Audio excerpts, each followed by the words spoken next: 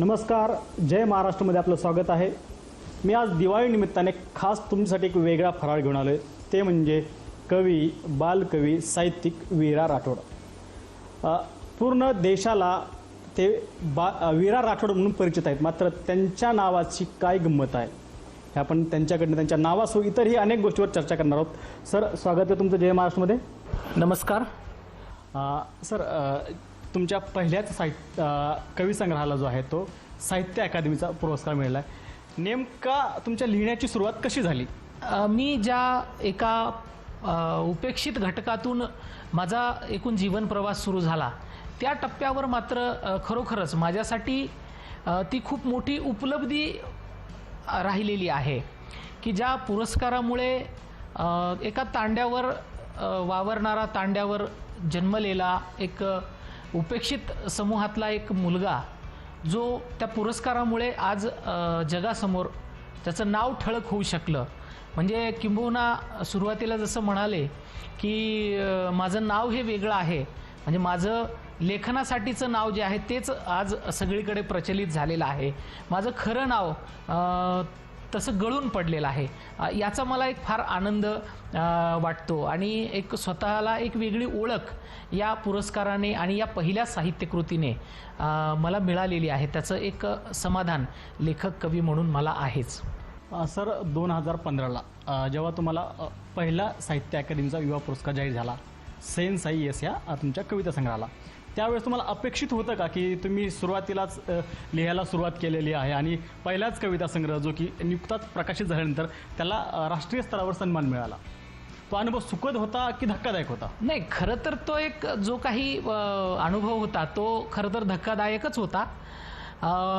परंतु जगातला कुठलाही लिहिणारा लेखक हा कुठल्या पुरस्कारासाठी लिहित नसतो।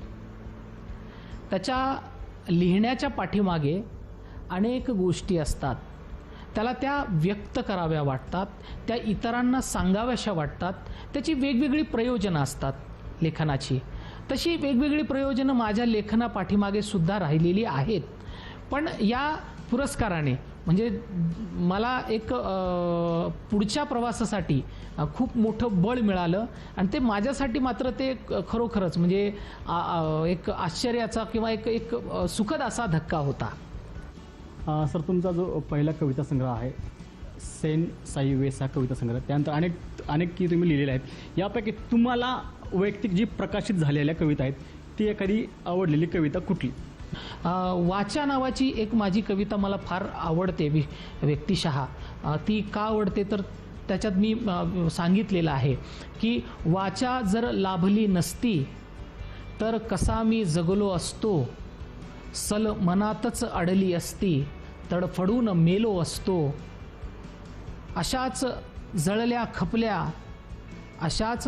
खपल्या पिढ्या बापजाद्यांच्या, पोटास 2 कुटक्यांच्या केल्या असत्या राखोळ्या। हे दुःख युगायुगांचे घेऊन चालती तांडे, राबणे आनिक मरणे हे नितभोगाचे पाडे। लेखणीने दिला नवजन्म, फोडीला टाहो शब्दांनी, अन वधू लागली वाचा करुणेची अर्थ कहाणी, अन वधू लागली वाचा करुणेची अर्थ कहाणी। आता आपलं बोलता बोलता तुमच्या नावाचा ओझरता उल्लेख आला होता। वीरा राठोड आज सर्व राज्याला, देशाला परिचित नाव आहे। म्हणजे विनोद रामचंद्र राठोड ते वीरा राठोड, नेमका हा काय किस्सा आहे? खरं तर त्याची एक रंजक अशी कहाणी आहे। मी ज्या संस्कृतीमधून वाढलोय, ज्या लमाण बंजारा संस्कृतीमध्ये मी संस्कारित झालो, वाढलो, त्या संस्कृतीमध्ये वीरा हा शब्द प्रत्येक स्त्रीच्या ओठी म्हणजे कायम राहिलेला आहे। अजूनही ते जणू काही ते ओठावर गोंदलेलं शब्द आहे किंवा ते एक नाव आहे। म्हणजे आजही जेव्हा बंजारा समुदायातील कुठली स्त्री जर गाणं म्हणत असेल तर ते गाणं म्हणत असताना ती पहिल्यांदा वीरा हा शब्द उच्चारते आणि मग गाण्याला सुरुवात करते। तर बंजारा संस्कृतीमध्ये वीराचा अर्थ असा होतो की वीरा म्हणजे भाऊ, आणि त्या भावाची आठवण करून मग त्या गाणे म्हणायला सुरुवात करतात। म्हणजे इतका तो त्या संस्कृतीमध्ये म्हणजे जीव की प्राण असलेला शब्द. आणि मग मी ते सातत्याने ते गाणे ऐकत आलेलो आहे आणि त्या सगळ्या गोष्टी मी अनुभवलेल्या आहेत.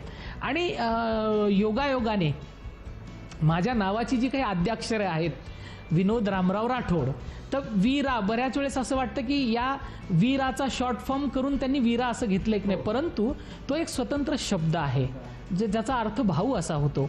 आणि मला वाटतं की जेव्हा एखादी स्त्री तांड्यातील वीरा रे सोनो पितळ तारो देस रे, किंवा ते वीरा शब्द उच्चारल्याशिवाय ती गाणं म्हणत नाही, म्हणजे एवढा तो त्यांच्या जिभेवर, त्यांच्या ओठावर रुळलेला शब्द आहे.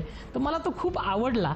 आणि मग आपण जी कविता लिहितोय ती प्रत्येकाच्या ओठावरती जिवंत राहिली पाहिजे, ही एक कवीची कल्पना असते.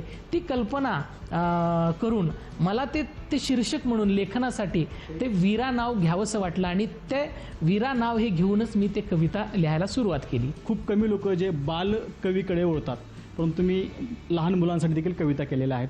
नेमकं इकडं म्हणजे मुलांसाठी कविता करण्याचं असं का वाटलं आणि ते करताना सहज सोपं झालं का?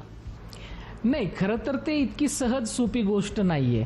म्हणजे लेखन करणं हे अतिशय अवघड काम आहे.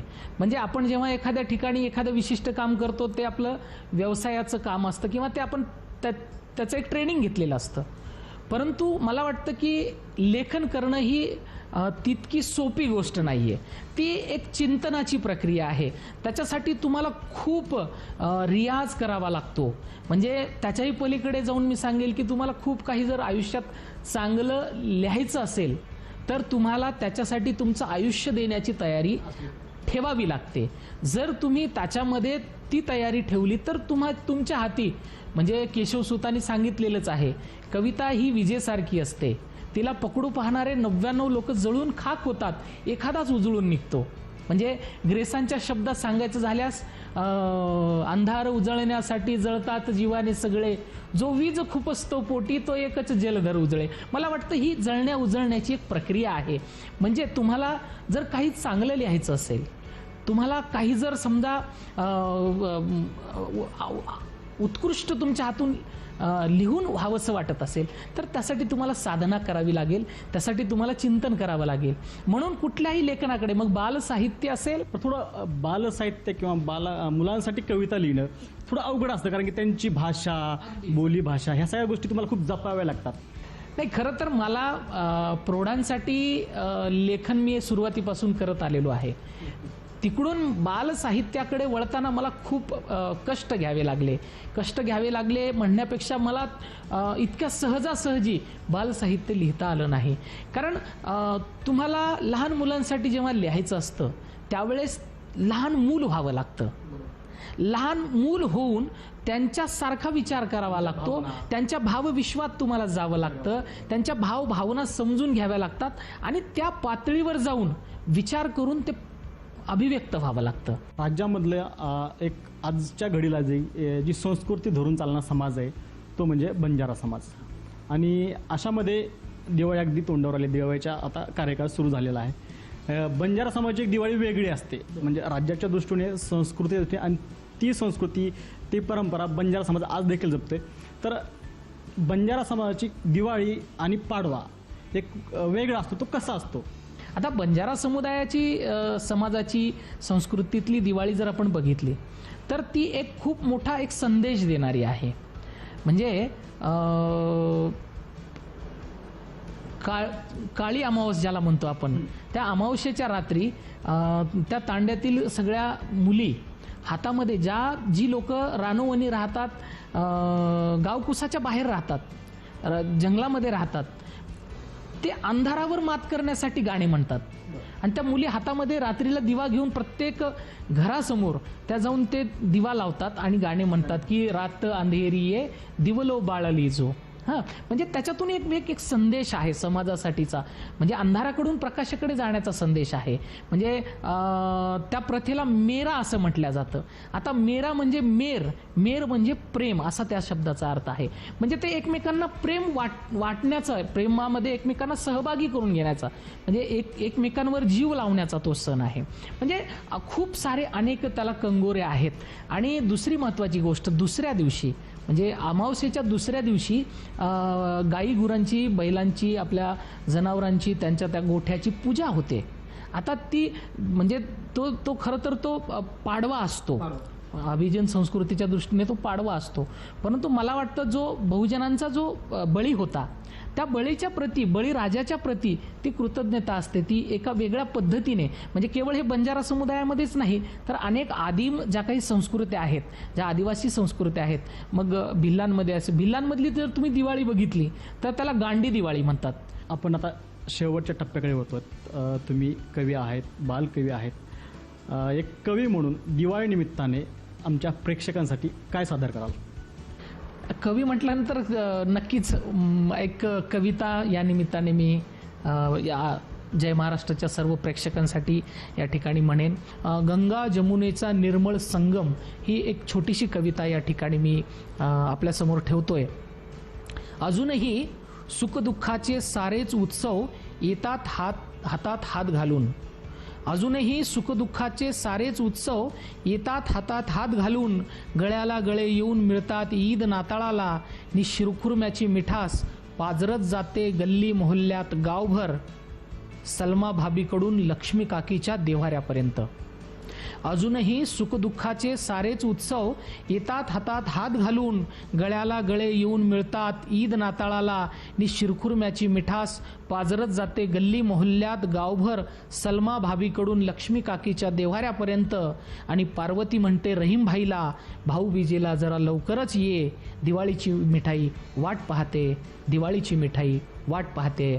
मला वाटतं हेच आज आपण जपलं पाहिजे, हेच आपण जोपासलं पाहिजे. उद्याचा समाज नक्कीच आपल्याला जो काही निर्माण करायचा तो याच गंगा जमुनी तहजीबीमधून निर्माण होणार आहे. एवढंच या निमित्ताने दिवाळीला एक संदेश या शब्दांमधून देतो आणि पुनश्च एकदा आपण सर्वांना दिवाळीच्या शुभेच्छा देतो आणि थांबतो. धन्यवाद. अतिशय महत्त्वाचा सर तुम्ही शेवट करताना अतिशय गंगा जमुना तहजीब ही जी तुमची कविता सादर करून केला आहे, अतिशय महत्त्वाचा संदेश तुम्ही शेवटी दिला आहे. हे होते वीरा राठोड. त्यांनी त्यांच्या नावाचा किस्सा आपल्यासोबत सांगितला की विनोद रामचंद्र राठोड नाही तर एक वीरा हे संस्कृतीतून घेतलेला शब्द आहे भाऊ या नात्याने. सर तुम्ही आमच्याशी बोललात त्याबद्दल धन्यवाद.